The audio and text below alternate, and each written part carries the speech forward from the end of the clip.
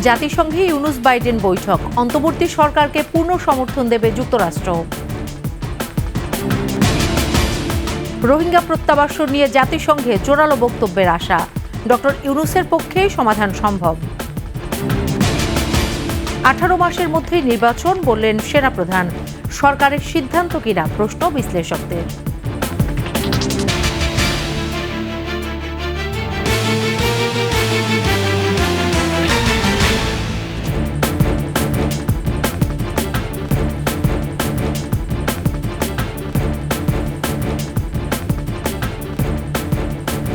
শুনছিলেন first security ইসলামী bank PLC সংবাদ শিরোনাম। আমন্ত্রণ 21 সংবাদে, সাথে আছি সোনিয়া স্নিগ্ধা। দর্শক, 21 টেলিভিশনের সংবাদ একই সাথে সরাসরি দেখতে পাবেন আমাদের ফেসবুক পেজ www.facebook.com/2124 অনলাইনে। এছাড়াও সাবস্ক্রাইব করতে পারেন www.youtube.com/21 ইটিভি চ্যানেলে। এছাড়াও সংবাদে আরও থাকছে, সাকিবের বিরুদ্ধে মিলেছে শেয়ার কারসাজির প্রমাণ, 50 লাখ টাকা জরিমানা।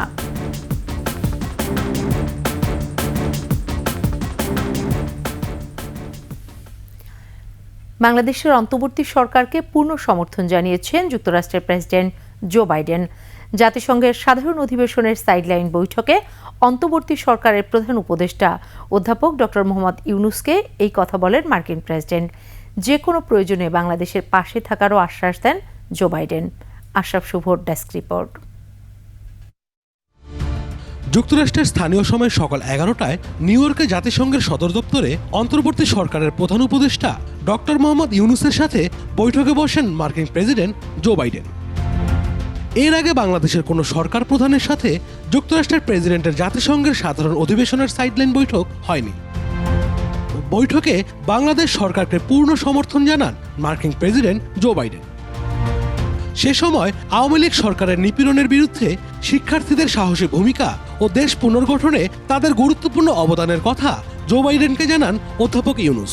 দেশ পুনর্গঠনে তার সরকারকে অবশ্যই সফল হতে হবে জানিয়ে যুক্তরাষ্ট্রের সহযোগিতা চান অন্তর্বর্তী সরকার প্রধান।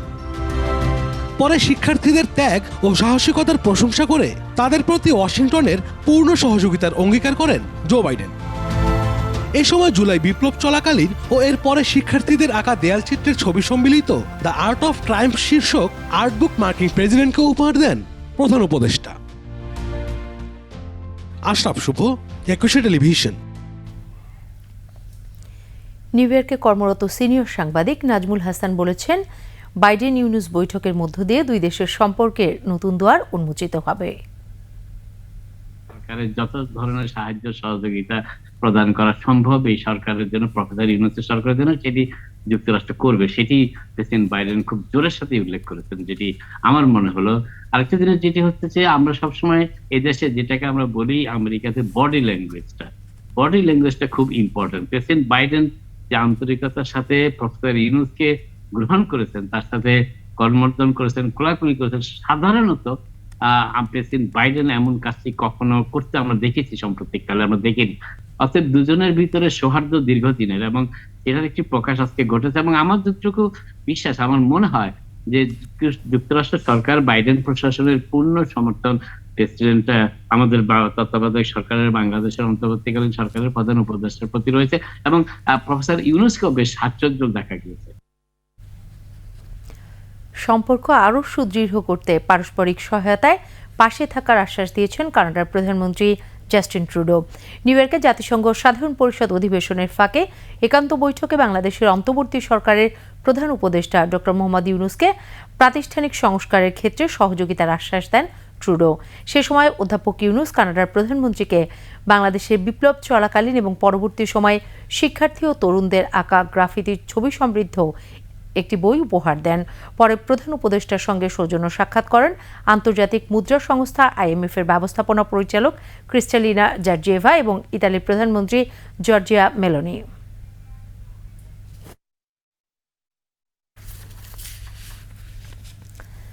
জাতিসংঘের সাধারণ পরিষদের অধিবেশনে রোহিঙ্গা প্রত্যাবাসন নিয়ে জোরালো বক্তব্য তুলে ধরবেন অন্তর্বর্তী সরকারের প্রধান উপদেষ্টা ডক্টর মোহাম্মদ ইউনূস। এমনটাই মনে করছেন কক্সবাজারের স্থানীয় জনগণ এবং রোহিঙ্গারা। আর সুশীল সমাজ বলছে, আন্তর্জাতিকভাবে খ্যাতিসম্পন্ন ডক্টর মোহাম্মদ ইউনূসের পক্ষেই সম্ভব রোহিঙ্গা সমস্যার সমাধান করা।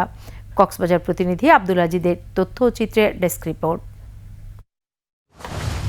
2017 সালের 25 আগস্টের পর মিয়ানমারের সেনাবাহিনীর নির্যাতন থেকে বাঁচতে বাংলাদেশে পালিয়ে আশ্রয় নেয় 7 লাখেরও বেশি রোহিঙ্গা।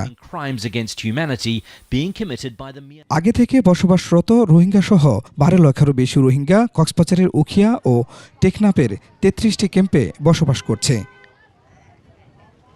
রোহিঙ্গাদের স্বদেশে প্রত্যাবাসন নিয়ে নানা সময়ে কূটনৈতিক তৎপরতা এবং একাধিকবার প্রত্যাবাসনের দিনক্ষণ ঠিক হলেও দীর্ঘ 8 বছরেও তা আলোর মুখ দেখেনি। অন্তর্বর্তী সরকারের প্রধান উপদেষ্টা ডক্টর মোহাম্মদ ইউনূস রোহিঙ্গা সমস্যার সমাধানে গুরুত্বপূর্ণ ভূমিকা রাখবেন বলে মনে করছেন স্থানীয় এবং রোহিঙ্গারা। পুরো রোহিঙ্গা জাতি বিশ্বাস করে doctor Yunus sir Rohingya issue নিয়ে একটা পজিটিভ সলিউশন আনতে পারে। মোহাম্মদ ইউনূসরে সুদের রোহিঙ্গার ইস্যু তুলি দেরিবেল্লা বলি দিফেড়াই দিয়ান বেশা বেশি ইস্যু করিয়া আর প্রায় 7 বছর মোলা আমরা দেশত মাদা আছি আমরা বেশা বেশি হোস্টিং করি দর। ডক্টর ইউনূসের এ সফর রোহিঙ্গা প্রত্যাবাসনের জন্য গুরুত্বপূর্ণ উল্লেখ করে সুশীল সমাজের নেতারা মনে করেন রোহিঙ্গারা শুধু কক্সবাজার নয়, জাতীয় সমস্যা হয়ে দাঁড়িয়েছে। রোহিঙ্গা সংকট নিরসনে এবং রোহিঙ্গাদের প্রত্যাবাসনের বিষয়ে তিনি গুরুত্বপূর্ণ ভূমিকা রাখতে পারবেন, কারণ তিনি একজন আন্তর্জাতিক ব্যক্তিত্ব।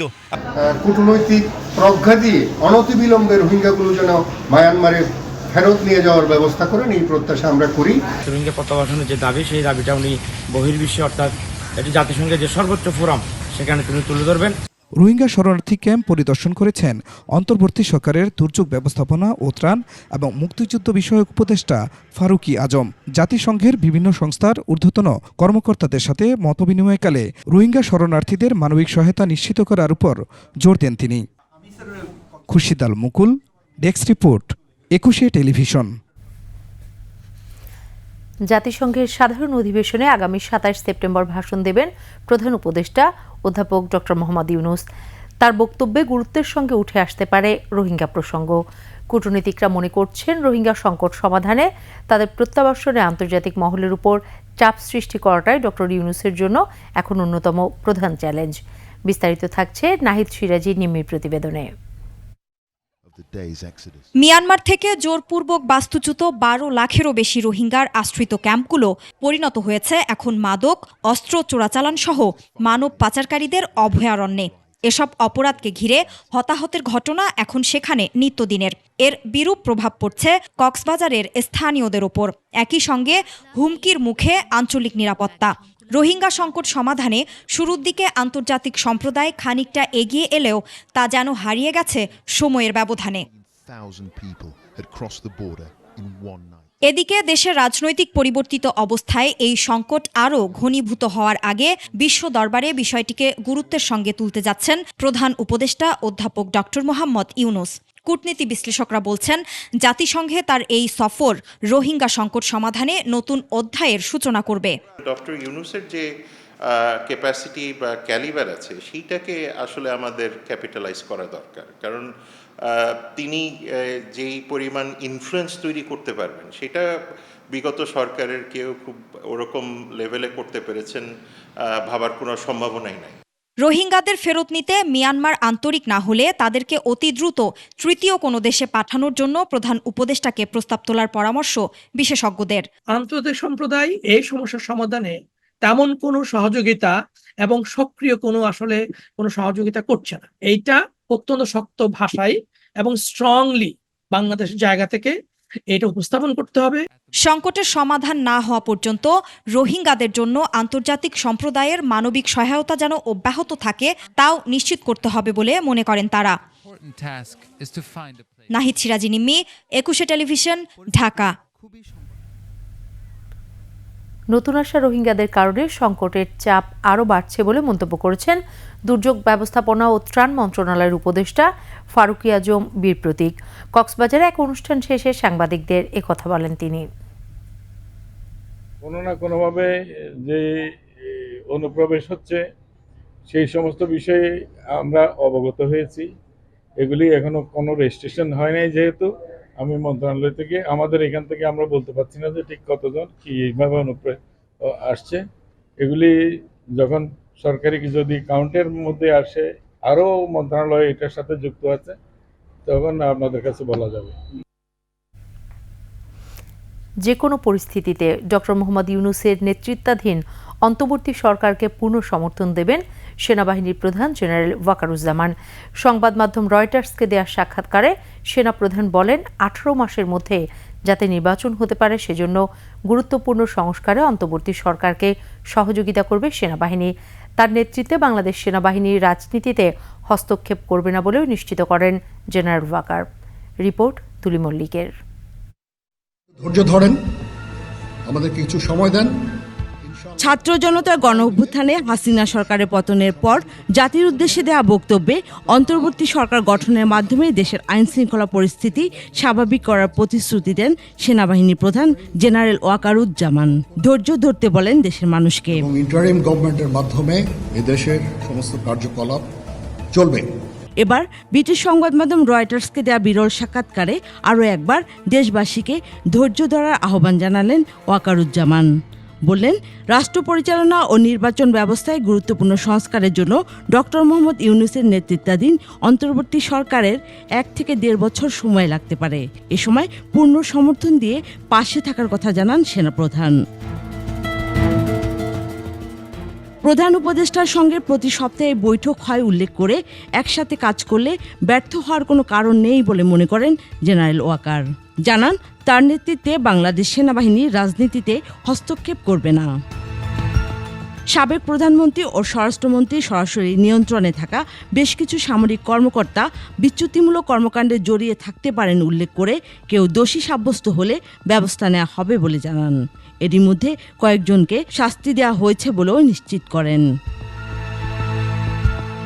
দীর্ঘমেয়াদে সেনাবাহিনীকে রাজনৈতিক অঙ্গন থেকে দূরে রাখার ইচ্ছার কথা জানিয়ে সাংবিধানিক সংস্কারের মাধ্যমে রাষ্ট্রপতি ও প্রধানমন্ত্রীর মধ্যে ক্ষমতার ভারসাম্য তৈরির উপর জোর দেন ওয়াকারুজ্জামান। বাংলাদেশের ইতিহাসে স্বাধীনতার পর বারবারই সেনাবাহিনী রাষ্ট্র ক্ষমতায় এসেছে, জড়িয়েছে রাজনীতিতে। তবে জেনারেল ওয়াকারুজ্জামান কোনোভাবেই একজন সৈনিকের রাজনীতিতে যুক্ত হওয়ার পক্ষে নন। দুলি মল্লিক, ডেস্ক রিপোর্ট, 21 টেলিভিশন। রয়টার্সকে দেয়া সেনাপ্রধান জেনারেল ওয়াকারুজ্জামানের বক্তব্যকে স্বাগত জানিয়েছেন বিএনপি নেতারা, তবে ভিন্ন মত প্রকাশ করেছেন বিশ্লেষকরা। মাহতাব মিনহাজের প্রতিবেদন। সোমবার বার্তা সংস্থা রয়টার্সকে দেয়া সাক্ষাৎকারে দেশের রাজনৈতিক বিভিন্ন বিষয় নিয়ে কথা বলেন সেনাপ্রধান জেনারেল ওয়াকারুজ্জামান। যে কোনো পরিস্থিতিতে ইউনূস সরকারের পাশে থাকার অঙ্গীকার করে আগামী 18 মাসের মধ্যে নির্বাচনের আশা প্রকাশ করেন সেনাপ্রধান। তার এই বক্তব্যকে ইতিবাচকভাবেই দেখছেন বিএনপি নেতারা। 25 সালের মধ্যে একটা নির্বাচন হবে বলে আমি মনে করি। ওনার কথা হিসাবে উনি সর্বশেষ বলতে 18 মাস আগে হতে পারে। এই ব্যাপারে আমার মনে হয় যে খুব একটা বেশি পরিস্থিতিকে নিয়ন্ত্রণে নিয়ে আসতে পারলে 18 মাস থেকে 12 মাসও হতে পারে, 14 মাসও হতে পারে। তবে এই বক্তব্য সরকারের সঙ্গে সাংঘর্ষিক হতে পারে বলে মনে করেন এই রাজনীতি বিশ্লেষক। সরকারের দিক থেকে এ পর্যন্ত বলা হয়েছে আগে সংস্কার করা হবে, তারপর আমরা নির্বাচন করব, কিন্তু সেনাপ্রধান একটা স্পেসিফিক টাইম ডিউরেশন বলে দিচ্ছেন। যদি সরকারের দিক থেকে বলা হয় দ্যাটস ফাইন, যে সরকারের সাথে উনি আলোচনা করে বলেছেন, তাহলে কোনো সমস্যা নেই। না হলে কিন্তু সেনাবাহিনীর সাথে তাদের একটা দূরত্ব বা মতপার্থক্য বা দ্বিমত, এবং ওনার কথা শুনে মনে হচ্ছে যে 1.5 বছর পর্যন্ত উনি আসলে সরকারের সাথে খুব স্ট্রংলি থাকবেন। ওয়াকারুজ্জামানের সাক্ষাৎকারে সেনাবাহিনীকে রাজনৈতিক প্রভাবমুক্ত রাখার একটি রূপরেখাও উঠে আসে।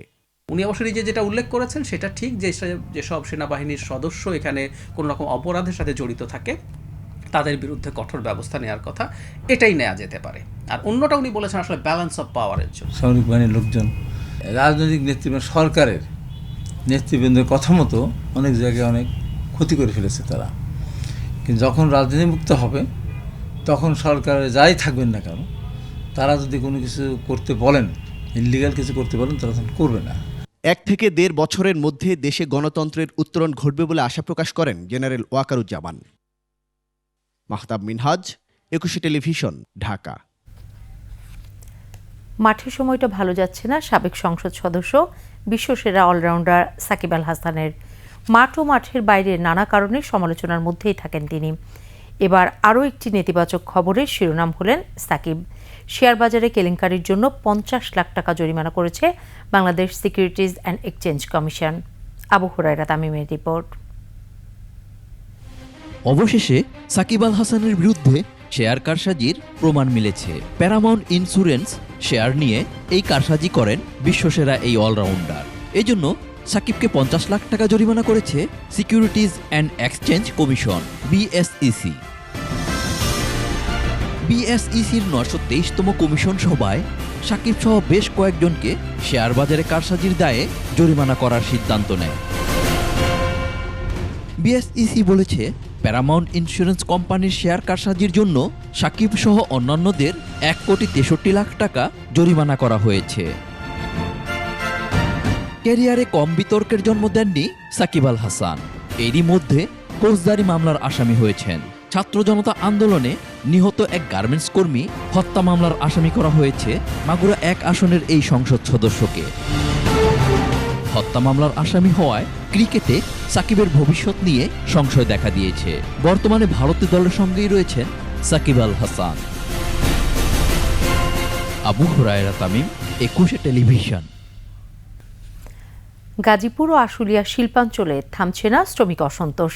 গত 1.5 মাস ধরে অর্ধশতাধিক কারখানার শ্রমিকরা আন্দোলন করে আসছেন বিভিন্ন দাবিতে। কম বেতন, চাকরিচ্যুতির ঘটনা, হাজিরা বোনাস না দেওয়া সহ শ্রমিকদের সাথে দুর্ব্যবহারের কারণে কমছে না আন্দোলন। শ্রমিক সংগঠনগুলো এমন দাবি করলেও মালিকপক্ষ বলছে, দেশি বিদেশি ষড়যন্ত্রের অংশ হিসেবে গার্মেন্টস সেক্টরে অস্থিরতা চলছে। গাজীপুর ও সাভার প্রতিনিধির সহায়তায় ডেস্ক রিপোর্ট। গাজীপুর শিল্পাঞ্চলে 1120টি পোশাক কারখানায় কাজ করেন প্রায় 17 লাখ শ্রমিক। বেতন ভাতা বৃদ্ধি, নারী পুরুষের বৈষম্য বিলোপ সহ বিভিন্ন দাবিতে আন্দোলন চালিয়ে আসছেন 13টি প্রতিষ্ঠানের শ্রমিকরা।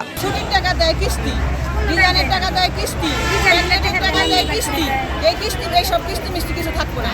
পুরুষ মানুষের চাকরি হয় না, মহিলা মানুষ খালি নিয়োগ দেয়, পুরুষ মানুষ নিয়োগ দেয় না।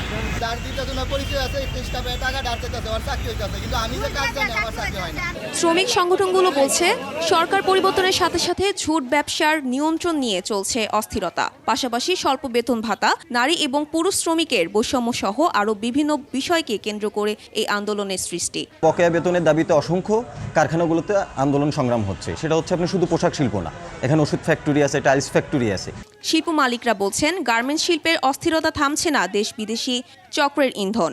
এই শিল্পকে সামনে রেখে ফায়দা লুটতে চাইছে বিশেষ কোনো রাজনৈতিক শক্তি এবং বিদেশি সুযোগ সন্ধানীরা। সরকার বিভিন্ন ইন্টেলিজেন্স বাহিনী তারা অবশ্যই আরও স্ট্রিক্টলি কাজ করতে হবে, কঠোর হস্তে দমন করতে হবে যারা শিল্পকে ধ্বংস করার জন্য অপপ্রয়াস করছে। গার্মেন্টস শিল্পের অস্থিরতার সাথে কেউ জড়িত আছে কিনা তা নিয়ে গোয়েন্দারা কাজ করছে বলে জানিয়েছে পুলিশ। এইটা নিয়ে আমাদের গোয়েন্দা সংস্থাগুলো কাজ করছে, যেহেতু এটা তাদের বেসিক কাজ, ওনারা এটা নিয়ে কাজ করছে। অন্যদিকে আশুলিয়া শিল্পাঞ্চলে মঙ্গলবার সকাল থেকে শ্রমিকরা কারখানায় কাজে যোগ দিলে শুরু হয় উৎপাদনের কাজ। তবে পরে আবারও কর্মবিরতিতে গেলে 9 পোশাক কারখানায় ঘোষণা করা হয় সাধারণ ছুটি। এর বাইরে আগে থেকেই বন্ধ রয়েছে 46টি কারখানা। Mahiya Rahman, desk report, 21 television. Garments শ্রমিকদের 18 দফা দাবি মেনে নেওয়া হয়েছে। কাল থেকে কাজে যোগ না দিলে কঠোর আইনি ব্যবস্থা নেওয়া হবে বলে জানিয়েছেন সরকারের উপদেষ্টারা। দেশের গার্মেন্টস শিল্প ধ্বংসের জন্য দেশ বিদেশ থেকে নানা চক্রান্ত চলছে বলেও জানান উপদেষ্টারা। মফিউর রহমানের রিপোর্ট। গার্মেন্টস শ্রমিকদের চলমান আন্দোলন নিয়ে সচিবালয়ে বৈঠক করেন সরকারের 4 উপদেষ্টা, আইনশৃঙ্খলা বাহিনী ও শ্রমিক নেতারা। বৈঠক শেষে দাবির দফাগুলো পড়ে শোনান শ্রম সচিব। শ্রম উপদেষ্টা বলেন, শ্রমিকদের যৌক্তিক সব দাবি দেওয়া মেনে নেওয়া হয়েছে। কাজে ফিরে যাওয়ার আহ্বান জানিয়ে তিনি আরও বলেন, শিল্প বাঁচলে দেশ বাঁচবে। আপনাদের ন্যায্য দাবিগুলো মেনে নেওয়া হয়েছে এবং যেই দাবিগুলো সময় সাপেক্ষে আলোচনার ভিত্তিতে আপনাদের শ্রমিক নেতৃবৃন্দের সাথে মেনে নেওয়া যায় সেগুলো আমরা মেনে নেব খুব দ্রুতই। আপনাদের প্রতি আহ্বান থাকবে দেশের শিল্পকে বাঁচানোর জন্য, দেশের সার্বিক আইনশৃঙ্খলা পরিস্থিতির উন্নয়নের জন্য এবং যেই নতুন বাংলাদেশ অনেক রক্তের বিনিময়ে আমরা অর্জন করেছি তাকে সমুন্নত রাখা এবং সামনের দিকে এগিয়ে নেওয়ার জন্য আপনারা স্ব কর্মস্থলে ফিরে যাবেন। দেশের গার্মেন্টস শিল্প নিয়ে অনেকদিন ধরেই চক্রান্ত চলছে বলে জানান স্বরাষ্ট্র উপদেষ্টা। বাংলাদেশের গার্মেন্টস অর্ডার বাইরে চলে গেলে ক্ষতিগ্রস্ত হবেন মালিক শ্রমিকরা। উপরে আপনারা বলছেন যে 1.5 কোটি লোক নির্ভরশীল, আমি বলবো না পুরা বাংলাদেশে এটার উপরে নির্ভরশীল। সবাইকে কাজে ফিরে যাওয়ার আহ্বান জানিয়ে স্বরাষ্ট্র উপদেষ্টা বলেন, আর কোনো বিশৃঙ্খলা করলে আইনানুগ ব্যবস্থা নেওয়া হবে। যদি আগামীকাল থেকে কোনো রকমের ইন্ডাস্ট্রিয়াল এলাকা সৃষ্টি হয়, এই জন্য কিন্তু আপনারা যারা সিগনেচার করেছেন আপনারাই কিন্তু দায়ী হবেন। আগামীকাল থেকে এই শিল্পটা চালু হবে এবং কোনো ধরনের বিশৃঙ্খলার সৃষ্টি হবে না, কিন্তু এরপরও যদি কোনো রকমের বিশৃঙ্খলার সৃষ্টি হয় সেই জন্য কিন্তু আমাদের অন্যান্য ব্যবস্থা নিতে হবে, যেটা নিয়ে আমাকে কারদের জন্যই কাম্য না। দেশের সার্বিক পরিস্থিতি সহ শ্রমিকদের অধিকার নিয়ে সরকারকে কাজ করার সুযোগ দেওয়ার আহ্বান জানান শ্রমিক নেতারা। আমার বিশ্বাস তোমরা এটা মেনে নিয়ে। মফিউর রহমান, 21 টেলিভিশন, ঢাকা। ছাত্র জনতার অভ্যুত্থানে শহীদদের নামের তালিকা প্রকাশ করেছে স্বাস্থ্য মন্ত্রণালয়। তালিকায় প্রাথমিকভাবে 708 জনের শহীদের পরিচয় জমা হয়েছে, যা পরবর্তীতে আরও বাড়তে পারে বলে জানানো হয়েছে। মঙ্গলবার স্বাস্থ্য ও পরিবার কল্যাণ মন্ত্রণালয়ের স্বাস্থ্য সেবা বিভাগের উপসচিব উম্মে হাবিবার সই করা এক গণবিজ্ঞপ্তিতে এই তথ্য জানানো হয়েছে। এতে বলা হয়েছে, জুলাই আগস্টে বৈষম্য বিরোধী ছাত্র আন্দোলনে বিভিন্ন সরকারি বেসরকারি হাসপাতাল ও জেলা পর্যায় হতে সংগৃহীত ছাত্র জনতার গণ অভ্যুত্থানে শহীদদের নামের খসড়া তালিকা স্বাস্থ্য সেবা বিভাগের ওয়েবসাইট ও স্বাস্থ্য অধিদপ্তরের ওয়েবসাইটে প্রকাশ করা হয়েছে। তথ্য সংযোজন করার জন্য ওয়েবসাইটে প্রকাশিত তালিকাটি 6 অক্টোবর পর্যন্ত সর্বসাধারণের জন্য উন্মুক্ত থাকবে।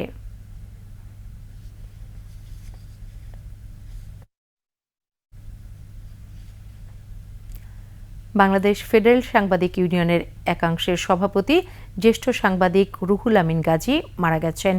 মঙ্গলবার রাত 9টার দিকে রাজধানীর একটি হাসপাতালে চিকিৎসাধীন অবস্থায় তিনি মারা যান। রুহুল আমিন গাজী ছিলেন দৈনিক সংগ্রামের প্রধান প্রতিবেদক।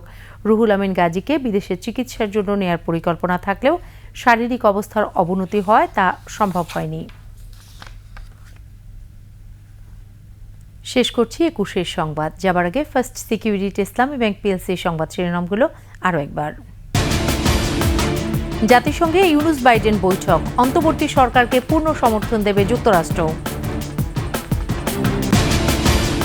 রোহিঙ্গা প্রত্যাবাসন নিয়ে জাতিসংঘের জোরালো বক্তব্যের আশা, ডক্টর ইউনুসের পক্ষেই সমাধান সম্ভব। 18 মাসের মধ্যেই নির্বাচন বললেন সেনাপ্রধান, সরকারের সিদ্ধান্ত কিনা প্রশ্ন বিশ্লেষকদের।